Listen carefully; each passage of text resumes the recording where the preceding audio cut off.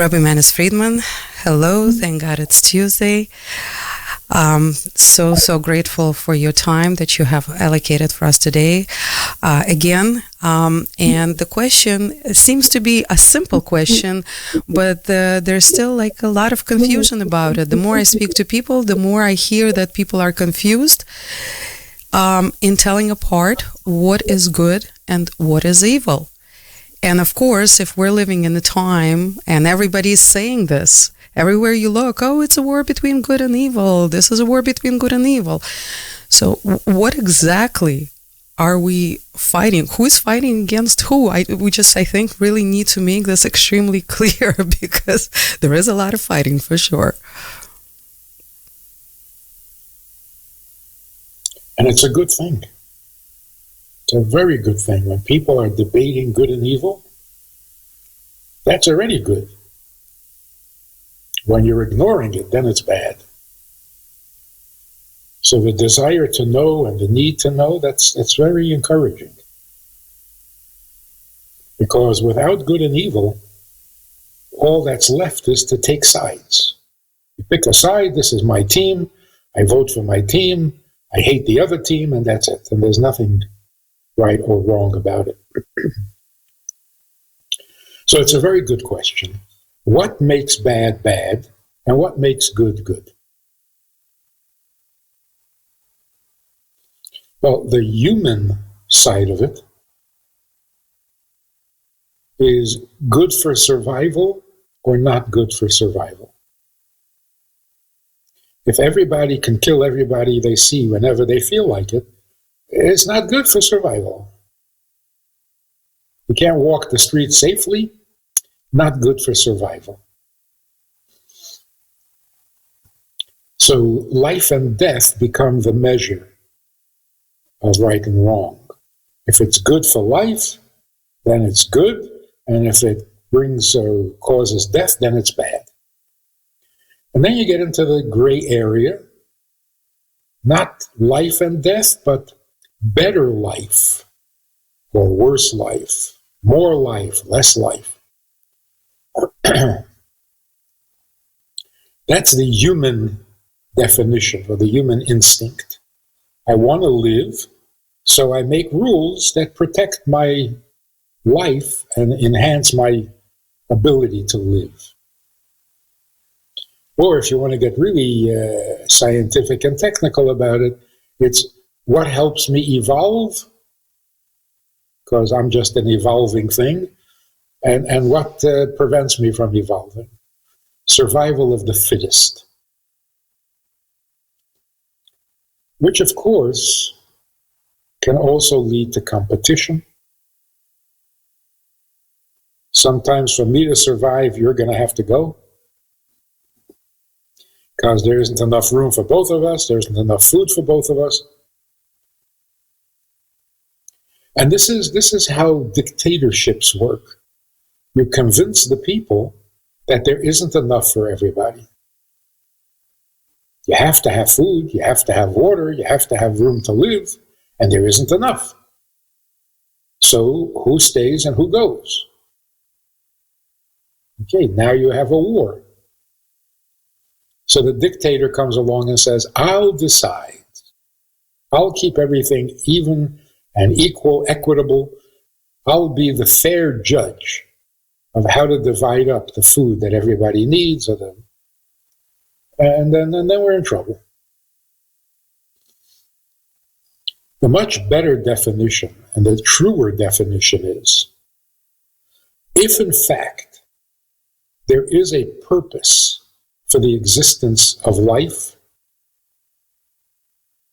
then good is whatever helps fulfill that reason and purpose. Bad is whatever interferes with that purpose. Now we've got a completely different picture. Now it's not about my survival. Good now means, what can I do to support the purpose for which I exist? And what is so bad that it will actually set back the purpose for which we exist? So even medically, somebody came up with a definition of who is healthy. Who's healthy? Doctors can tell you who is sick. They can't tell you who is healthy. Is this person healthy? Well, let's do a bunch of tests and we'll find something wrong with him. I don't want to find something wrong. I want to know who's healthy. We don't know. We don't have a definition for that. If you don't have bad symptoms, you're okay. Or not having symptoms is even more dangerous than, because you should have a symptom. Anyway, so I came up with this definition. A healthy person is someone whose body is at rest, balanced, and it doesn't interfere with the mind's ability to pursue the purpose for which we exist. It's an amazing definition. Because what it says is like, if there's a purpose for which you exist, then anything that gets in your way is an illness. If there's no purpose for which you exist, then you're never sick. And there is no illness. You wake up one morning, God forbid, and you can't hear. You call a doctor, emergency, I can't hear. The doctor says, what is there to hear? What do you need to hear? There's nothing to hear. It's all fake news. So what's your problem? There is nothing to hear, and you can't hear. Perfect.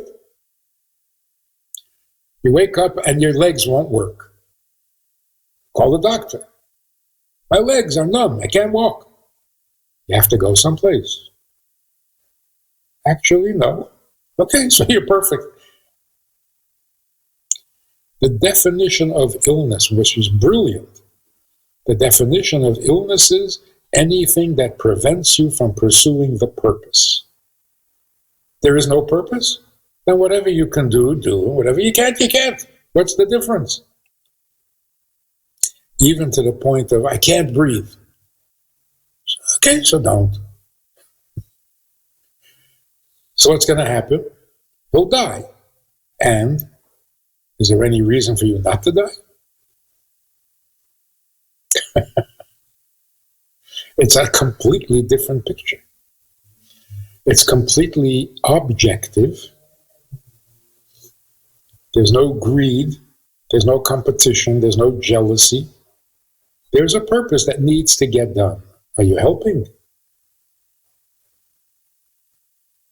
So if you have an appointment, and it's a very important appointment, and you have to get there, and your legs won't take you, well, that's got to be fixed.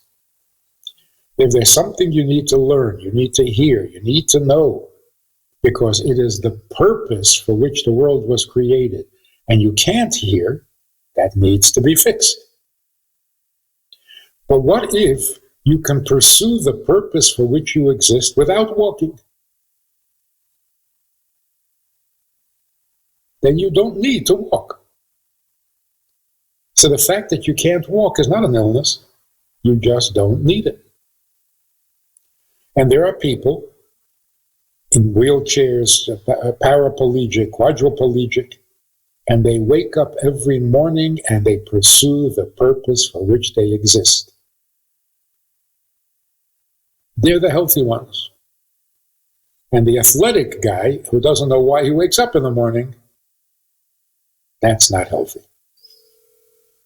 So even in terms of health, the definition of right and wrong, does it lead to the purpose or does it take you away from the purpose? That is so universal, that's so essential. So in fact, a person who is healthy in every possible way, he just doesn't know what his purpose in life is, dangerously unhealthy. because everything he has, all his abilities, all his talents, for what? That leads to depression, anxiety, pills, frustrated children. Rabbi Friedman, so what is that?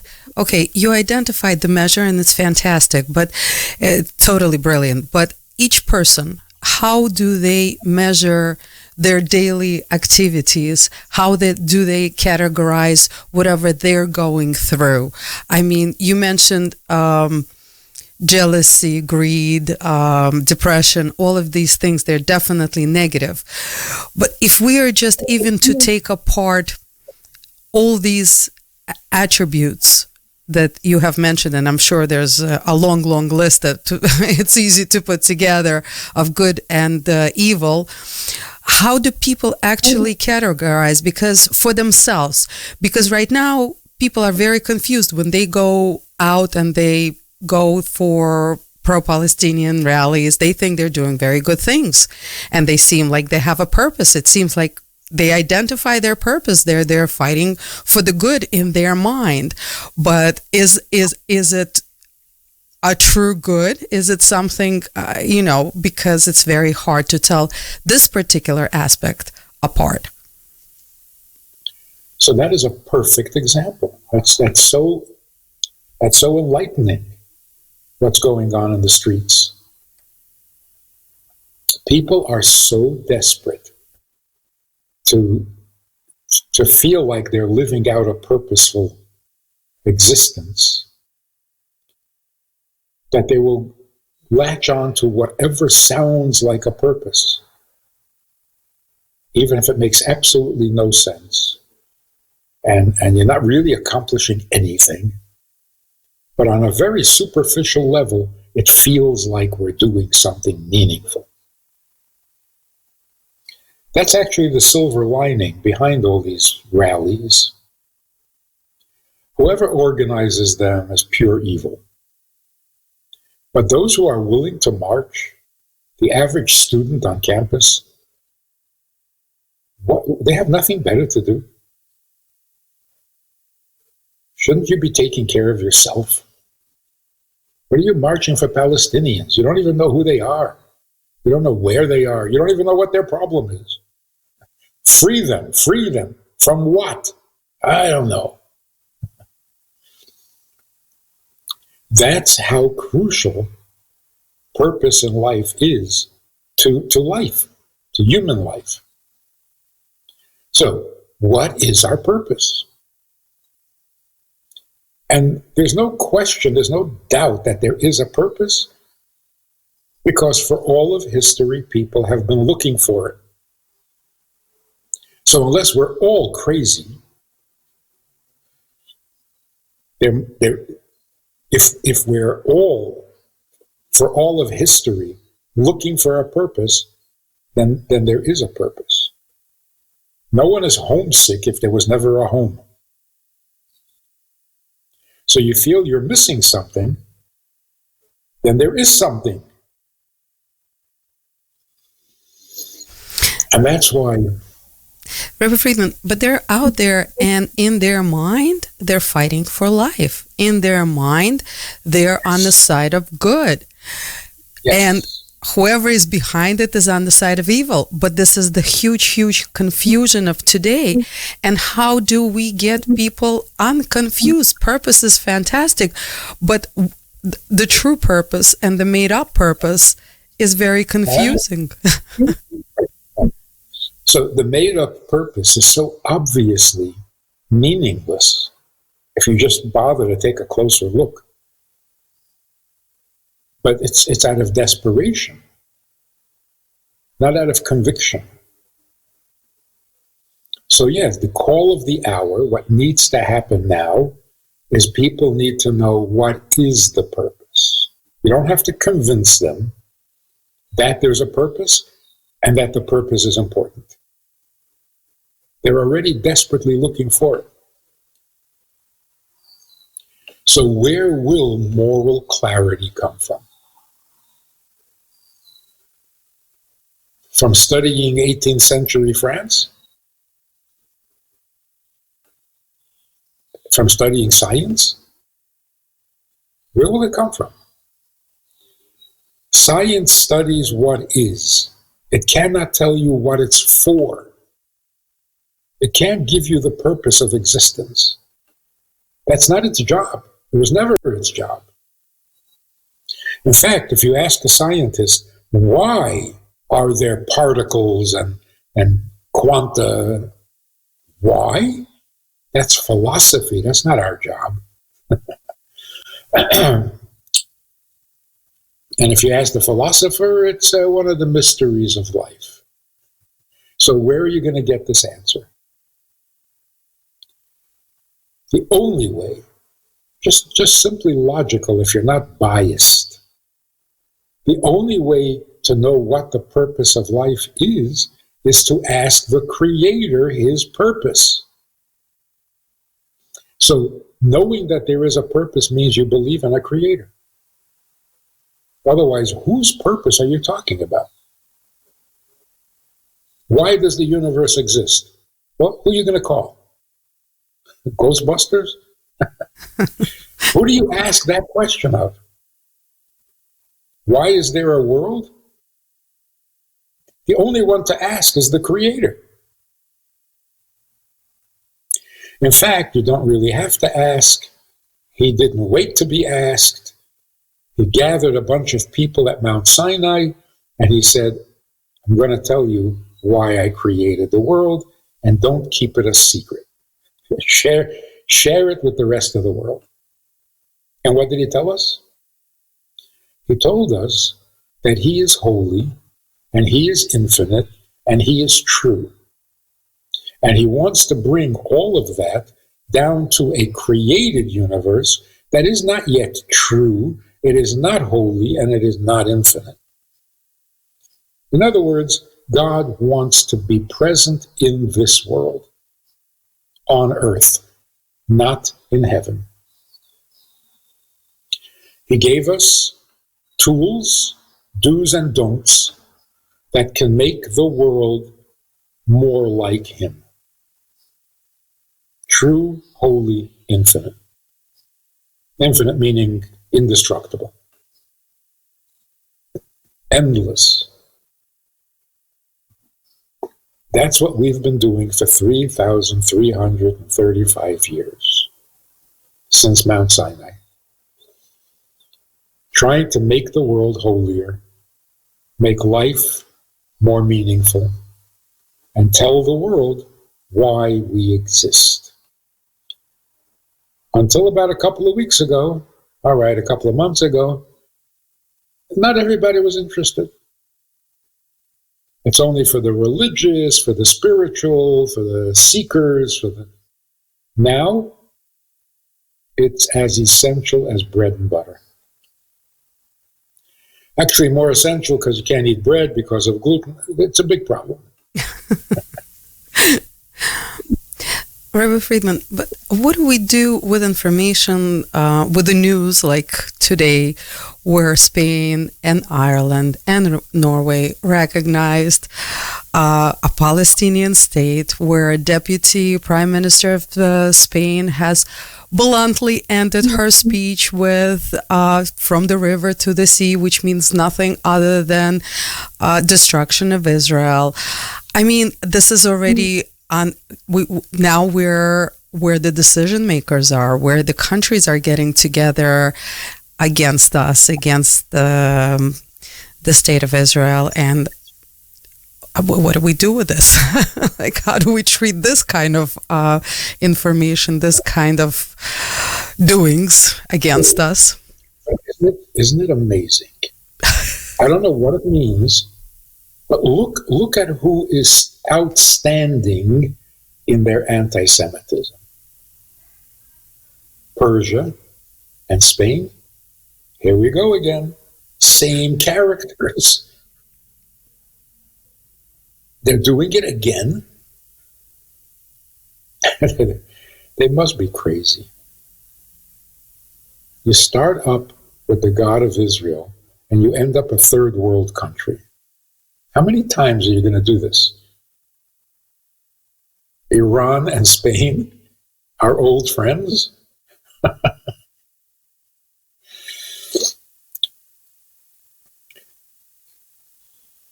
There was actually a 500-year ban on living in Spain. The rabbi said nobody should live in Spain for 500 years after the Inquisition. The 500 years are up. So now they're starting again. Now that you're allowed to live in Spain. So there's something mystical going on here, something mysterious. Why them, of all people? It's strange. What if somebody else tries? Let's get a new face into the pictures. Well, how does Norway and Ireland fit into the picture altogether? Those are new players. Wonder they have an opinion. Anyway, it's all a big joke, and it's going to be very embarrassing for these countries, because how many times does the world have to learn its lesson? You start up with the Jews, you become a third world country. So we have to ignore it because it's just a distraction, and we have to intensify our efforts at educating the world in right and wrong. So going back to the original question, how important is it for Jews not to mix meat and milk? Very. Is that a moral issue? No. Nothing to do with morality. Yeah, but in some way, it is more important than morality, human morality. Human morality means I don't want to die, or I don't want to have a painful life. It's much more important to separate your meat and milk than to worry about the quality of your life.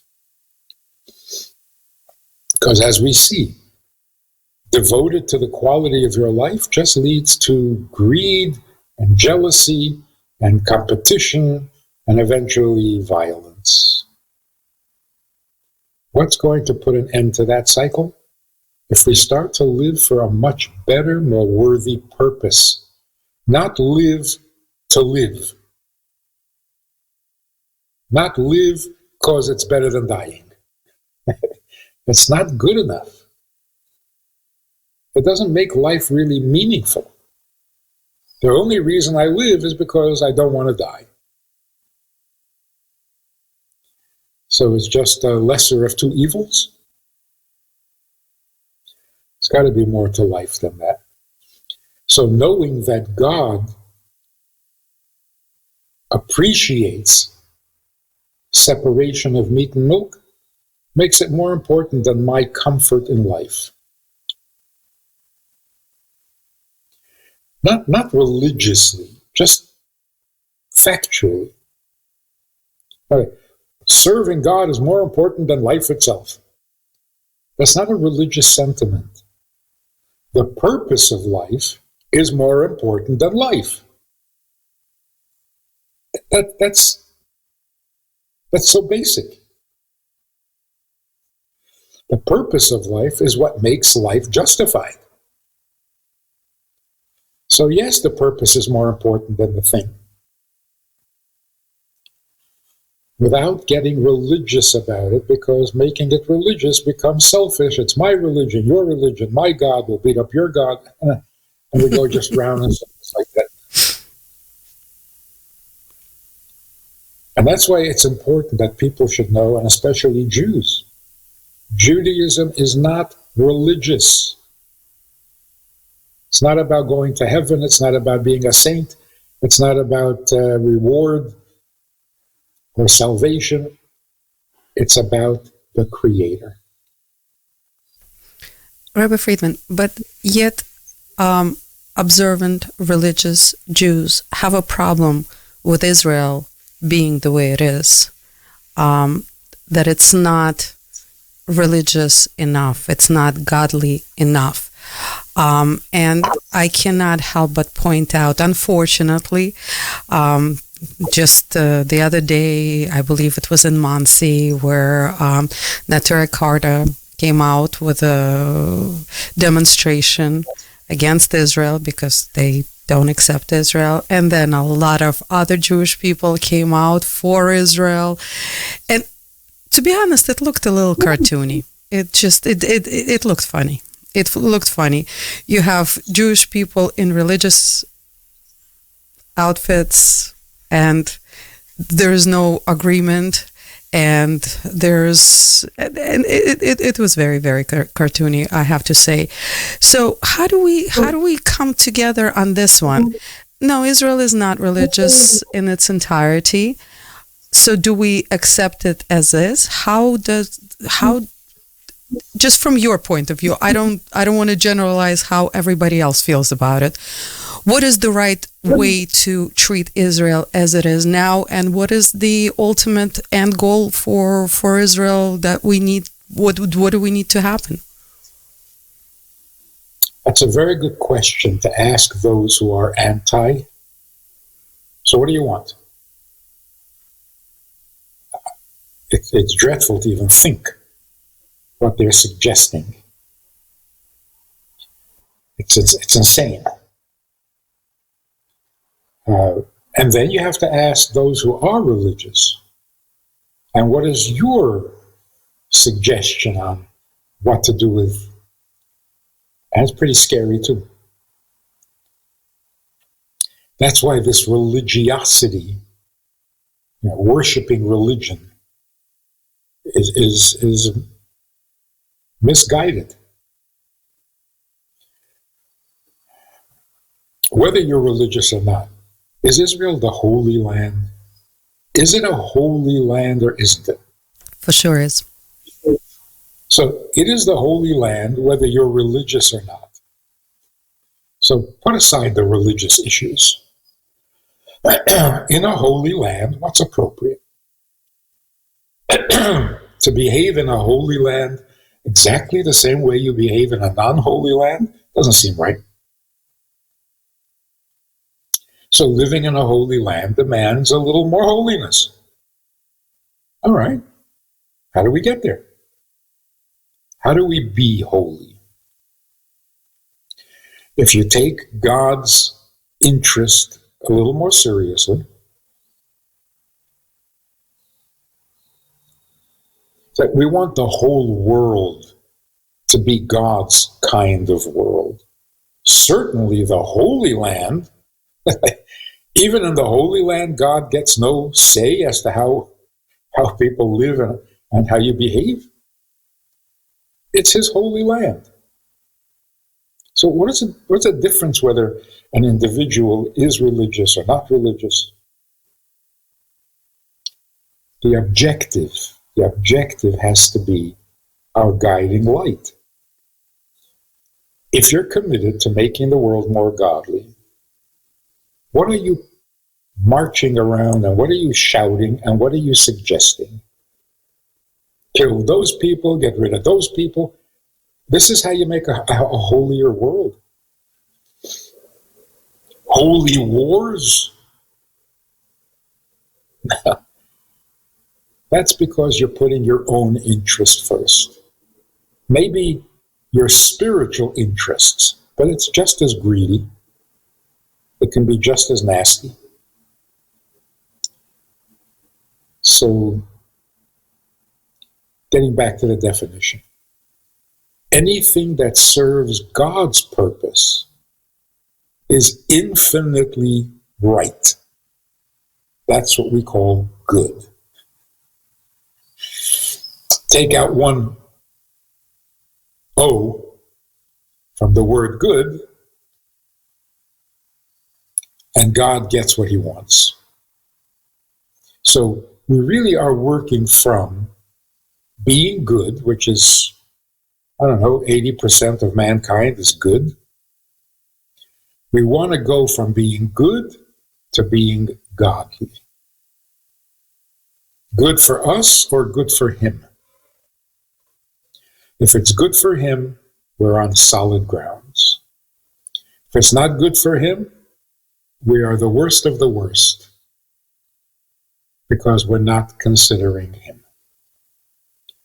So, if we don't put on tefillin, if a Jewish man doesn't put on tefillin, how terrible is that? How terrible? It's like a world without a purpose, a world without a God. That's terrible. It's chaos. And we've tried really seriously for about 2,000 years. Greek philosophy, Roman culture, we've tried so hard to make a good life without God, or with a God of our own creation. We tried hard. It doesn't work. So now the world is so ready and so poised. Forget what I want. What does the Creator want? It's His world, and if it works for Him, then it must be a really good world. If it's not working for Him, it's not good. Now, what is Iran is our enemy? Dangerous enemy. Now let's say Spain also became an enemy of sorts. So what do we want? What's supposed to happen? Wipe out Iran.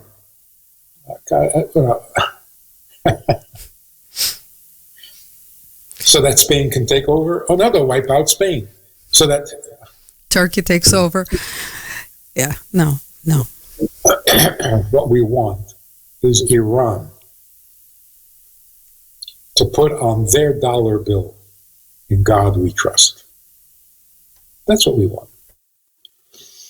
We want Iran to recognize that the God of Israel is the only God, and you cannot ruin His world because He won't let.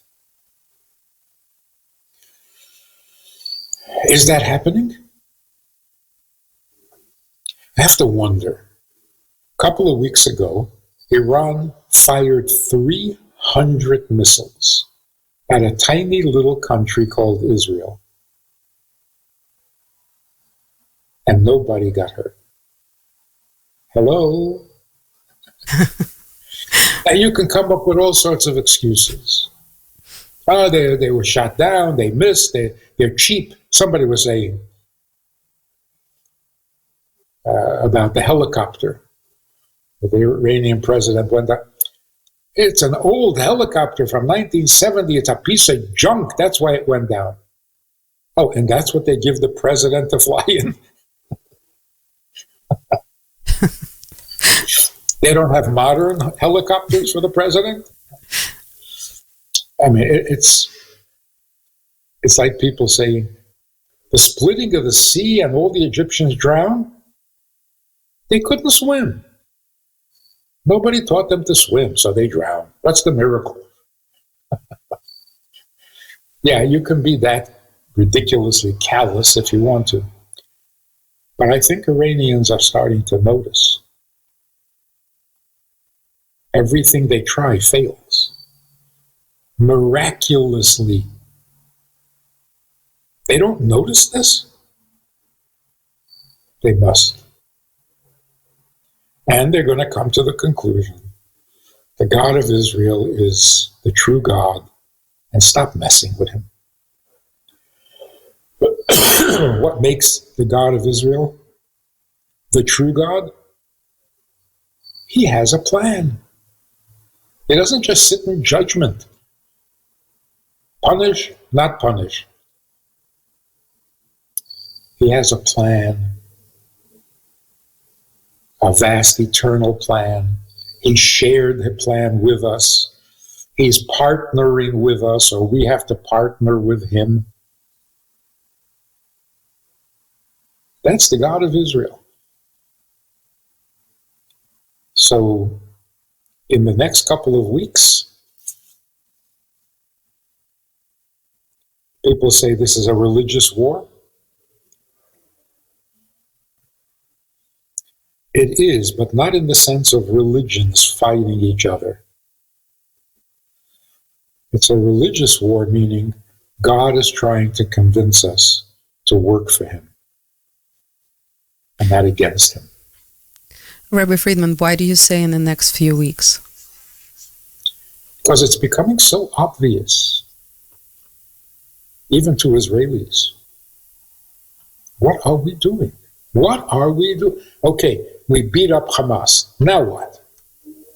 Okay, now we got to beat up Hezbollah. And then what? Oh, and then we got to deal with Iran.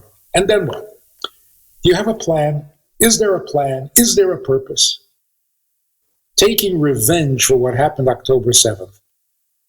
All right, you took revenge. Now what? What's the plan?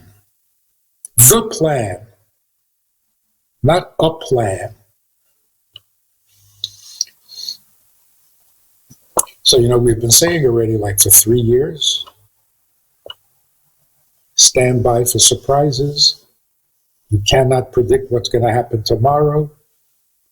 There's the only thing predictable is the unpredictability. Who becomes the good guys? Who are the bad guys? Presidents of universities are the bad guys? Who would have believed that a month ago?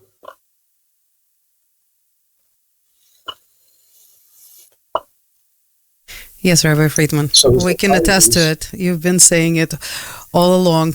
Pretty much, actually, I believe 4 years, not even 3 years. 4 years. 4 years already. I thought it would happen a lot faster. The world turns very slowly. Yeah. But the fact is that the rug has been pulled out from under everybody. There isn't a single rug in place anymore. Whatever rug you were standing on, it's gone. It's gone. And it's painful. How many Jews were liberal and believed that you have to negotiate with the Arabs, with the Muslims, and now it's like, what in the world was I thinking? Throwing Israel under the bus? Condemning Israel for not giving in to the Arabs? What was I thinking? What am I, anti-Semitic? Jews are feeling this. And it's painful to even imagine what they're going through. So when the sages, the prophets, said that before Mashiach comes, the world will be destroyed, it didn't mean by bombs. The world is destroyed when the rug is pulled out from under you. And everyone in the world, pro-Israel, anti-Israel, you're not standing on a rug anymore. You don't have your feet on the ground because you don't know what to stand on or what to stand for. So the world is in pain. What did the prophets say? There's a day coming that is going to be awesome. There will be a hunger, but not for food, and a thirst, but not for water. It'll be a hunger and a thirst to know the Word of God, which means not religion. I'll start with that again. To know the Word of God means the purpose for which He created us. So, generally speaking, we have the 7 Noahide laws, so we know what God needs of us. We have the 10 commandments, if you want to be extra religious. And we know that Jewish laws for the Jewish people, the chosen people, 613 commandments. Commandments means tools with which we make the world perfect. So we're moving in that direction. instinctively. Rabbi, The average Israeli soldier wants tefillin, is demanding tefillin, is demanding prayers and the reading of the Psalms. And it's not religiosity.